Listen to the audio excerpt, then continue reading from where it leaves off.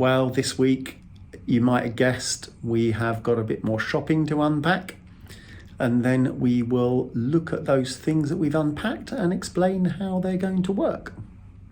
Well, we've done a bit more shopping this week and a few other things coming. So let's see what's arrived in our boxes.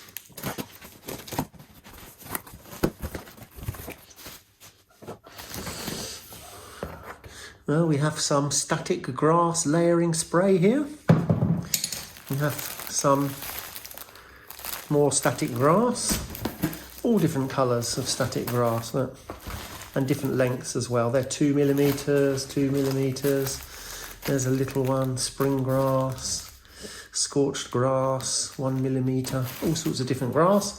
And then, of course, the exciting thing that I know somebody out there asked me about a while back. So here we go, unwrapping, and there we have a World War Scenics Pro Grass Micro Static Grass Applicator. So you can see that. So it runs off a battery, and yeah, we can apply all of this static grass that we've bought with the applicator.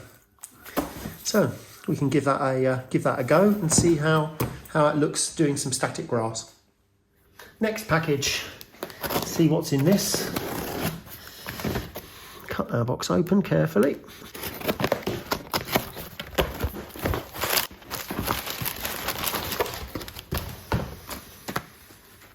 So we have here a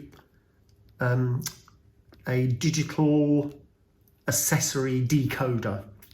So what this is for, where we have our points on the layout, we're going to be putting the little electric motors on them to move the points. So we need this device to connect so that we can control this from our iPad or from our phone. So we can tell the controller when to change the points for us. So one of these controllers, you see there's 1, 2, 3, 4, 5, 6, 7, 8 sets of connections. So each connection actually would run 2 points. So for example, here we've got 2 points that are connected to each other. So really I only need one of those controls, one of these controls, because when I turn that point, I'm going to have to turn that one as well. So we can pair some of them up. So I only need one control for that. I'm going to need 2 of these devices anyway, but I've got one just to try it out and see how we get on with it. So again, that's another thing that we've got this week.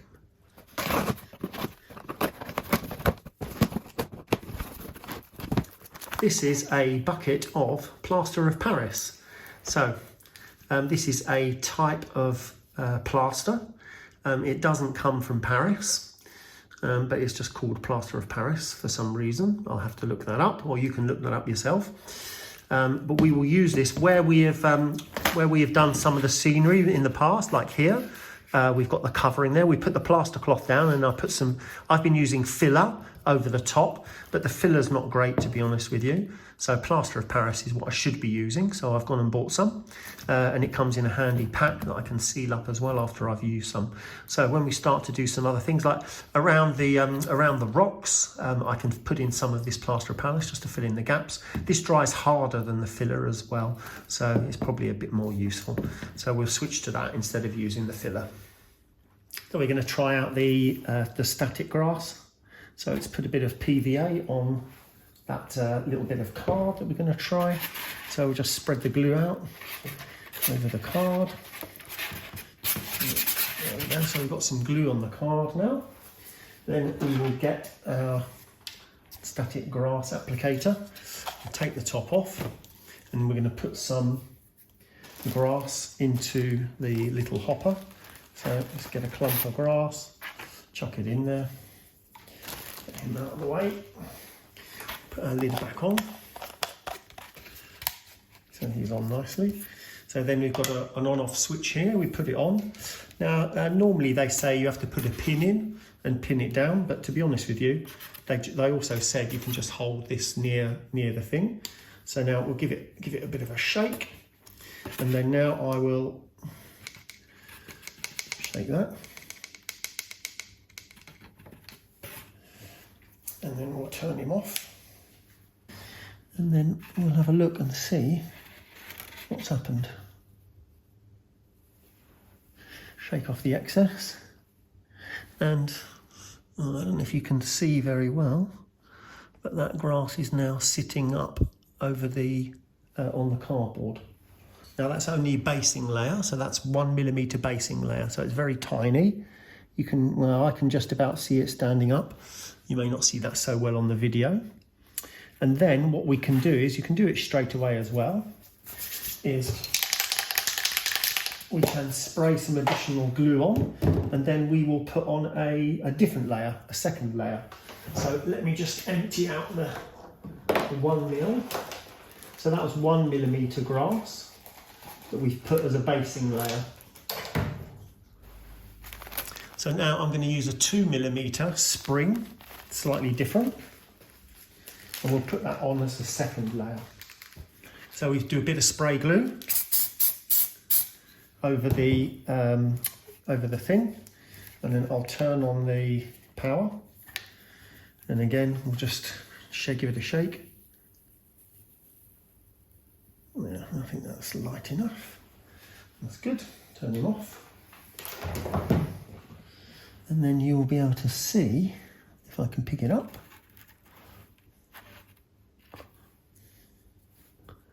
there you go. Can you see that? So if you can see the grass standing up nicely, so it looks very nice, doesn't it? So you get your basing layer down first, and then you put your second layer on top of it. So it's pretty cool. So it looks really nice piece of grass. So obviously when we do that over the rest of the layout, that's going to look really good. And of course we have different colours, so I can do some dead grass. I've got dead grass there. I've got wild meadow, so we can do some wild meadow colour.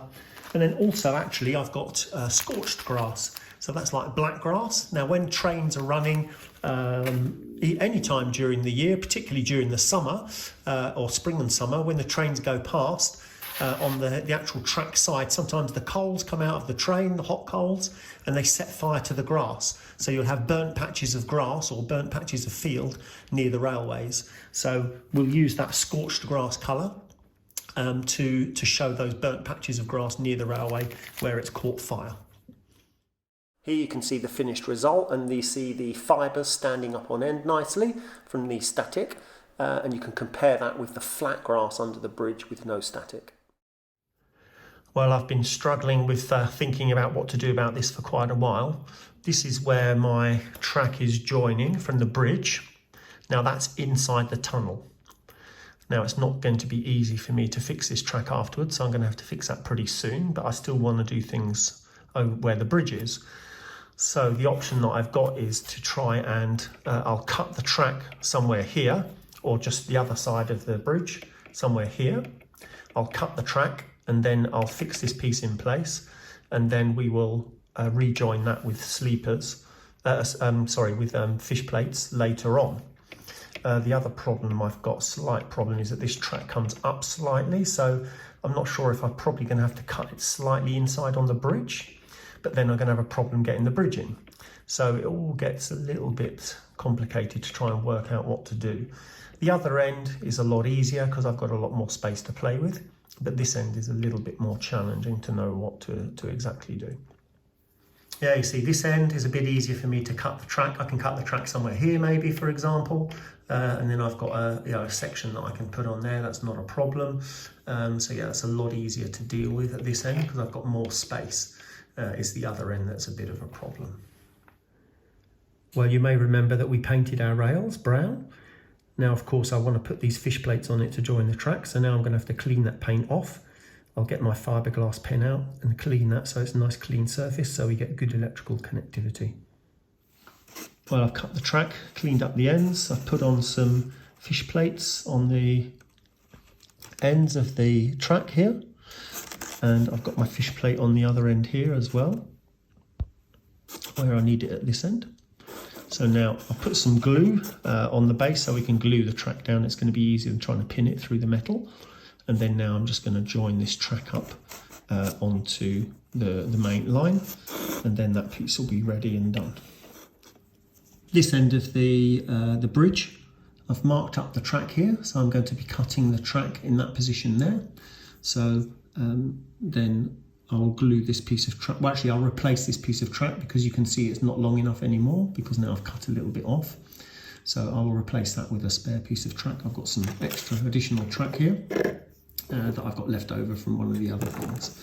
So I will use that piece. But yeah, let me cut this piece off, put some sleepers on, and then we're ready to glue that other track down.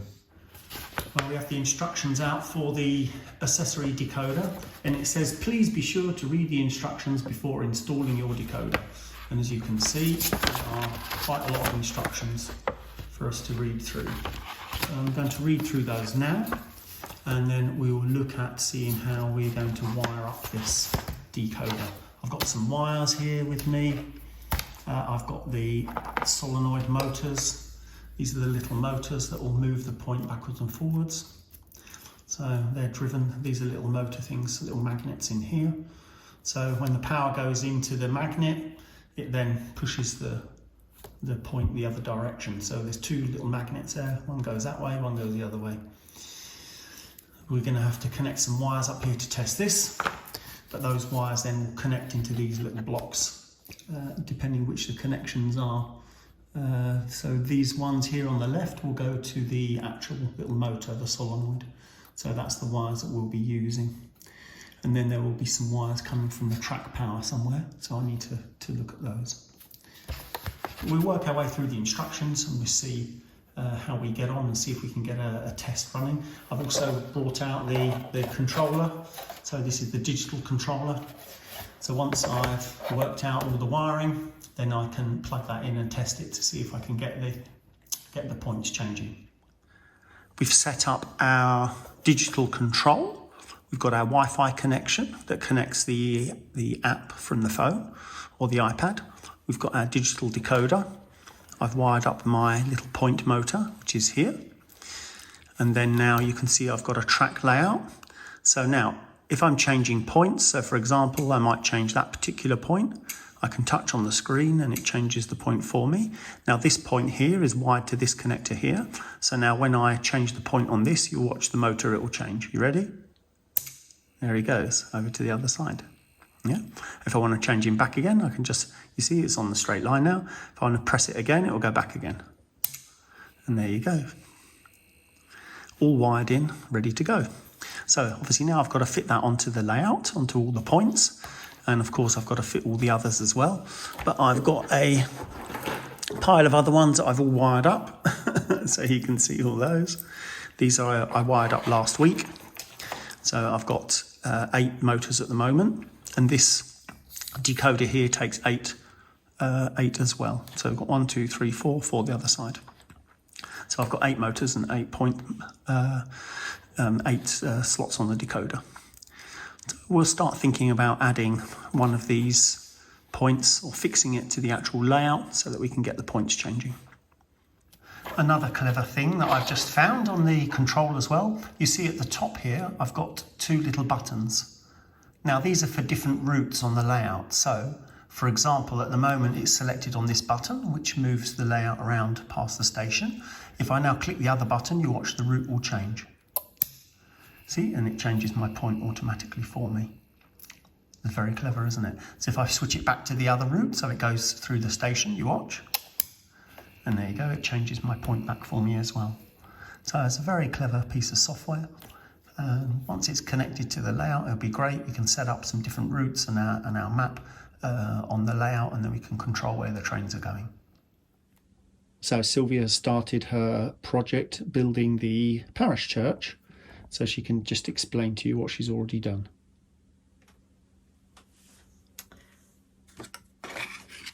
Well, I have done this. And also that. And also this. And that's it, that's all you've done so far. Okay, that's all Sylvia's done so far. We'll catch up with her later when she's done a bit more. Well, let's hope that Sylvia's finished a bit more of that building for next time. Anyway, thanks for joining this week. We see you again. 8:30 p.m. Weekdays and Sundays. The Down Coastal Special leaves Euston for Glasgow